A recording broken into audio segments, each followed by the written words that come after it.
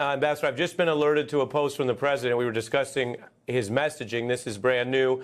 The caveats are the president of the United States has just posted a news of what he's calling a ceasefire.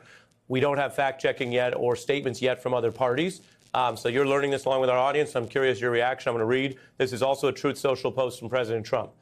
He says it has been fully agreed, again, claims by the president, quote, by and between Israel and Iran, there will be a complete and total ceasefire in approximately 6 hours. And then he says that will go on for 12 hours, quote, at which point the war will be considered.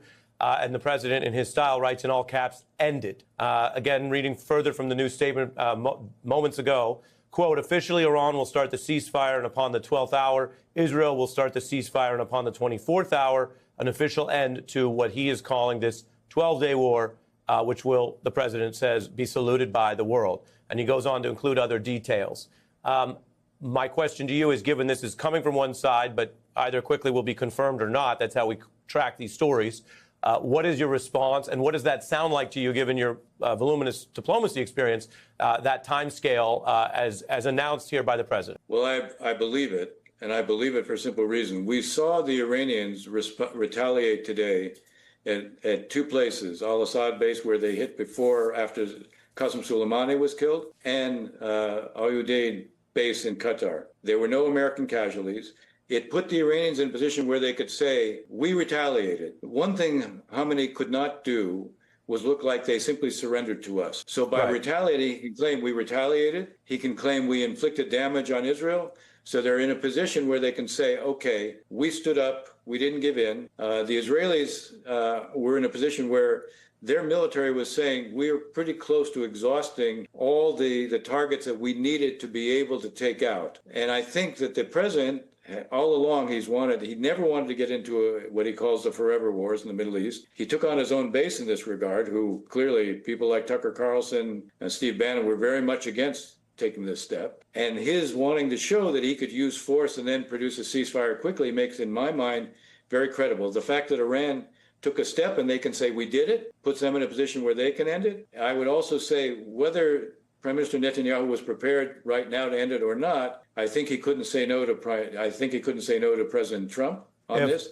And my guess is there's some possibility that this was even coordinated in advance. I could see an understanding where the president said to Bibi, we will do this, but after we do it, the war has to end. I wouldn't with an off-ramp ready. So let me ask you, Ambassador, if this ceasefire holds, President Trump, just here in these moments, breaking news, has announced, posting online, a ceasefire, Israel, Iran, U.S. If this ceasefire holds, is durable, is this a significant foreign policy win for the Trump administration? It is, but let's look at it. It is, to be fair, it is. The question will be, how do you translate and turn the ceasefire into something that's enduring? The ceasefire is exactly what it says. You're ceasing fire. Does that mean it can't be resumed? Are there understandings about if Iran begins to try to reconstitute its nuclear program? Are there any understandings there?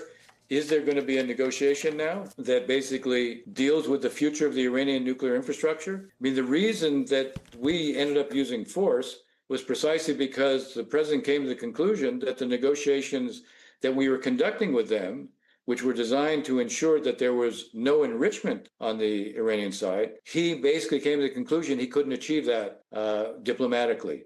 Now, does he believe that's achievable? I suspect that the Iranians will come back. They may make a concession on actually enriching. I think it'll be very hard for them to give up the right of enrichment. I suspect that the face saver for them, just like the face saver of retaliating against Al-Udeid base, was to say we did it. The face saver for them will be something like we retain the right to enrich. It will be interesting to see, is there an understanding on that? The larger question here, though, Ari, is we have a ceasefire, which is very significant. Can you translate the ceasefire into what is an understanding on what the future of the Iranian nuclear infrastructure is going to be, what the future of their ballistic missile program is going to be, and what's the relationship between Iran and its proxy networks? We're joined by General Barry McCaffrey, retired four-star Army general, MSNBC military analyst. We have a battery of questions for you. We were speaking to someone you know well, Ambassador Ross, who's done a lot of Middle East diplomacy, including leading to ceasefires like this news tonight, if confirmed. So I have many questions for you, but first, your response to what the president says is this ceasefire. Well, Look, how wars end is far more long-term consequences than how they begin. On the surface, this is very good news. It's an appropriate time to stop shooting. The Iranians are at the bottom of a barrel. They have no good options, military or political. They have no allies. Most of their population despises the theocratic regime. The Israelis are tearing apart their leadership, both political and military and scientific. So they've got to get off stage. The Israelis are running out of high-tech munitions. They want to stop it. President Trump clearly does not want the war to continue. So the big question, as Ambassador Ross says, is how do we translate that into some political long-term good? How do you get them back to the table and negotiate? And how do you get them to sign a renunciation of seeking a nuclear weapon? How do you get them to say after 46 years, don't dedicate your national purpose to eliminating Israel? And if all that happens, and there's good possibility it will come out that way, then this has been an enormous change for the better in the Middle East and for U.S. national security. Really interesting to get your, again, first order reaction to that. On the framework, we were just covering how Ambassador Ross, yourself say this sounds, if durable, like an important, significant step for the United States under the Trump administration, as was apparently the effective bombing. At the same time, I'm quoting from the president's post on Truth Social, where he recently posted about regime change, and within hours, top people, including the Pentagon chief, were saying no, the opposite, retracting what he posted on Truth Social. Now, in detail, this sounds different.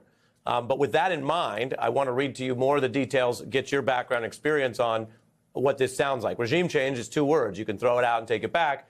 This has a level of detail where the president announces that basically 6 hours from now, this would begin. For 12 hours, it will go. And if it holds, it would then be ended. This is a rather lengthy post. I'm going to read the highlights. Officially, I'm reading from this quote, Iran will start the ceasefire, and upon the 12th hour, Israel will start the ceasefire, and upon the 24th hour, that would be the end to the war. So does that timeline sound like other agreements you've seen? What is your reaction to what is a lengthy statement and the details here, which for veracity at least sounds more cooked, more fully baked than some of the Truth Social posts that have recently been walked back? Yeah, well, it sounds like very good news. It sounds like both sides actually will turn the key and stop killing each other. Iran has a lot to lose and a lot to gain. Their economy is in a shambles. Their leadership, a lot of them have been killed in the last few days, few weeks. They are under economic constraints that are asphyxiating their economy. No one's going to come to their aid, not the Chinese, not the Russians. The Sunni Arab countries, principally Gulf Coast states, Saudi Arabia, Egypt, and Jordan, despise them, fear them, and want that nuclear program ended. So I think that the challenge will be this place is an abhorrent, repressive regime.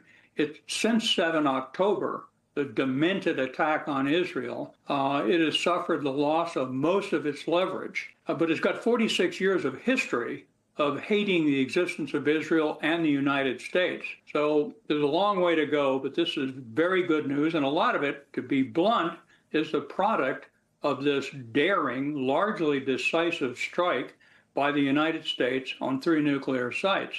We should not underestimate the fact that this was a multi-billion-dollar, 30-year effort that has been set back substantially. Now, we also got to recognize they took their 900 pounds of 60% enriched HEU and moved it. We ought to assume that's the case. So they won't be out of the nuclear game until there are international inspectors on the ground verifying a signed treaty. You referenced the U.S. action. We're following breaking news of the United States through President Trump online announcing the ceasefire between these two countries.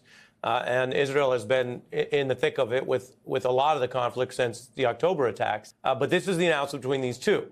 Tell us in plain English, given your military experience, what it means for the U.S. to broker this and announce this in the wake of bombing Iran. Does this imply an off-ramp for U.S. and Iran skirmishes here? Because this language, this new breaking news, does not refer to the status of the conflict between the other side of the two countries here, the U.S. and Iran. Well, I think this is an unambiguous positive development for the Iranians, the Israelis, and us. It was clearly implemented by that magnificent Air Force attack and Navy attack on Iranian nuclear facilities. Without that, it wouldn't have happened. At the time, it surprised me. I thought it was a political disaster for President Trump with his own party, with the voting population, with the Democratic Party, but he executed it. To be honest, I think otherwise we would have continued in aimless discussions while the Iranians continued toward development of a weapon.